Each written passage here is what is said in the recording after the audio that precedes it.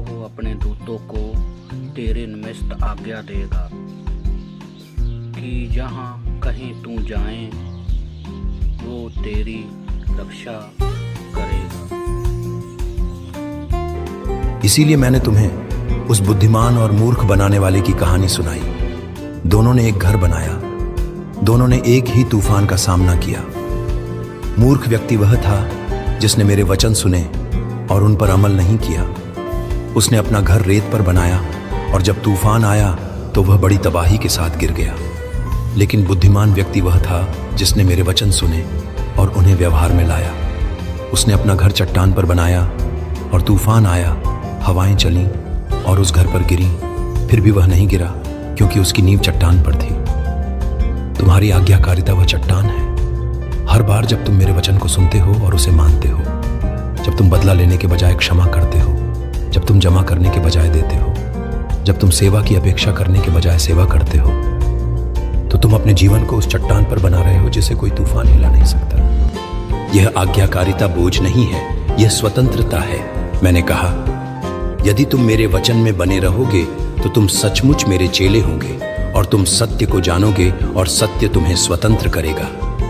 दुनिया तुम्हें विश्वास दिलाएगी कि मेरे नियम प्रतिबंधात्मक हैं, कि वे तुम्हें तुम्हारी खुशी से वंचित करते हैं। लेकिन एक मछली केवल पानी में ही स्वतंत्र रूप से तैर सकती है, एक पक्षी केवल हवा में ही स्वतंत्र रूप से उड़ सकता है, और तुम मेरे पिता की छवि में बनाए गए केवल उसकी इच्छा की सीमाओं के भीतर ही वास्तव में स्वतंत्र और जीवित हो सकते हो। पाप स्वतंत्रता का वादा करता है लेकिन केवल गुलामी लाता है। व्यसन की गुलामी, अपराध बोध की गुलामी, भय की गुलामी। आज्ञाकारिता बलिदान की तरह लग सकती है, लेकिन यह तुम्हें उस व्यक्ति में बदलने का मार्ग है जिसे तुम्हें हमेशा से बनना था। तो मेरे वचन को उठाओ और पढ़ो, उस पर दिन रात ध्यान करो। इसे अपने बच्चों को सिखाओ, इसे अपनी बातचीत का विषय बनाओ, इसे अपने दिल पर लिखो और फिर जाओ और इसे करो। जब तुम इसे पढ़ते हो तो केवल जानकारी की तलाश मत करो, परिवर्तन की तलाश करो। पूछो, पिता, तू आज इस वचन के माध्यम से मुझसे क्या कह रहा है और तू मुझसे क्या करने के लिए कह रहा है। जैसे नदी इस भूमि को जीवन और पोषण देती है, वैसे ही परमेश्वर का वचन तुम्हारी आत्मा के लिए जीवन देने वाली नदी बनने दो, जो तुम्हें शुद्ध करती है, तुम्हें बनाए रखती है और तुम्हारे माध्यम से धार्मिकता का फल उत्पन्न करती है। यही चौथा तरीका है, वचन में जीना और आज्ञाकारिता में चलना। मेरे वचन को मानना एक व्यक्तिगत चट्टान है, लेकिन मैंने तुम्हें एकांत स्तंभों के रूप में खड़े होने के लिए नहीं बुलाया है। मैंने तुम्हें एक आध्यात्मिक घर बनाने के लिए बुलाया है, जो एक साथ जुड़े हुए जीवित पत्थरों से बना है। जो फल तुम्हारे जीवन में वचन से उगता है, वह केवल तुम्हारे उपभोग के लिए नहीं है। इसे बांटा जाना है, साझा किया जाना है और एक साथ इसका आनंद लिया जाना है। यह हमें 5वें मार्ग पर लाता है, वह मार्ग जहां हमारा व्यक्तिगत विश्वास एक सामूहिक साक्षी बन जाता है। अलगाव को अस्वीकार करो और अपने भाइयों और बहनों के साथ प्रामाणिक संगति में खुद को समर्पित करो। मैं दुनिया में अकेला नहीं चला, मैंने 12 को बुलाया।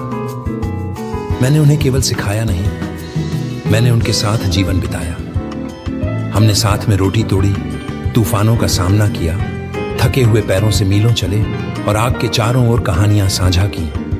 वे मेरे दोस्त थे, मेरा परिवार थे, वे मेरी कलीसिया की नींव थे और मैंने तुम्हें उसी तरह से जीने के लिए बुलाया है। मेरी देह एक है, लेकिन इसके कई अंग हैं। तुम सब मसीह की देह हो और हर एक उसका अंग है। आंख हाथ से नहीं कह सकती, मुझे तुम्हारी जरूरत नहीं है, और न ही सिर पैर से कह सकता है, मुझे तुम्हारी जरूरत नहीं है। तुम में से हर एक को एक अनूठी भूमिका निभाने के लिए, एक अनूठा उपहार लाने के लिए बनाया गया है, और इन उपहारों का उद्देश्य केवल तुम्हारी अपनी भलाई के लिए नहीं है, बल्कि पूरी देह के निर्माण के लिए है। तुम्हारी आधुनिक दुनिया व्यक्तिवाद का जश्न मनाती है। यह तुम्हें आत्मनिर्भर, स्वतंत्र और आत्म केंद्रित होने के लिए प्रोत्साहित करती है। यह मानसिकता तुम्हारे चर्चों में भी घुसपैठ कर गई है। तुम में से बहुत से लोग संगति के साथ एक उपभोक्ता की तरह व्यवहार करते हैं। तुम आते हो, संगीत का अनुभव करते हो, उपदेश सुनते हो और फिर बिना किसी से गहराई से जुड़े चुपचाप चले जाते हो। यह मेरी योजना नहीं थी। कलीसिया एक इमारत नहीं है जिसे तुम सप्ताह में एक बार देखते हो। यह एक कार्यक्रम नहीं है जिसमें तुम भाग लेते हो। यह एक जीवित जीव है, एक परिवार है जिसमें तुम एक सदस्य हो। यह एक ऐसा स्थान होना चाहिए जहां कोई मुखौटा ना हो। एक ऐसा स्थान जहां तुम अपनी जीत का जश्न मना सकते हो और अपनी असफलताओं को स्वीकार कर सकते हो। एक ऐसा स्थान जहां तुम्हारी कमजोरियों का फायदा नहीं उठाया जाता, बल्कि उन्हें कृपा से ढक दिया जाता है।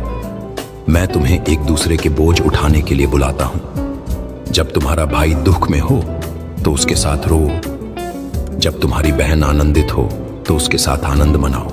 एक दूसरे के पापों को मान लो और एक दूसरे के लिए प्रार्थना करो ताकि तुम चंगे हो सको।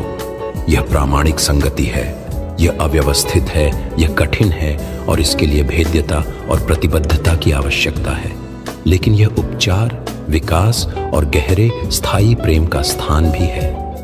जैसे आग में कई कोयले एक साथ रखे जाने पर तेज जलते हैं, लेकिन जब एक कोयले को अलग कर दिया जाता है तो वह जल्दी से ठंडा और काला हो जाता है। वैसे ही तुम्हारा विश्वास भी है। जब तुम एक साथ इकट्ठा होते हो तो तुम एक दूसरे के विश्वास को हवा देते हो। तुम एक दूसरे को प्रोत्साहित करते हो। तुम एक दूसरे को जवाबदेह ठहराते हो। शैतान एक चरवाहे की तरह है जो झुंड से एक अकेली भेड़ को अलग करने की कोशिश करता है, क्योंकि वह जानता है कि अकेली भेड़ एक आसान शिकार है। इसीलिए एक साथ इकट्ठा होने की आदत मत छोड़ो। मेरे नाम में संगति की शक्ति को कम मत समझो, क्योंकि मैंने वादा किया है, जहां 2 या 3 मेरे नाम पर इकट्ठा होते हैं, वहां मैं उनके बीच में होता हूं। मेरी उपस्थिति का एक विशेष माप तब अनुभव होता है जब मेरे लोग एकता में एक साथ आते हैं।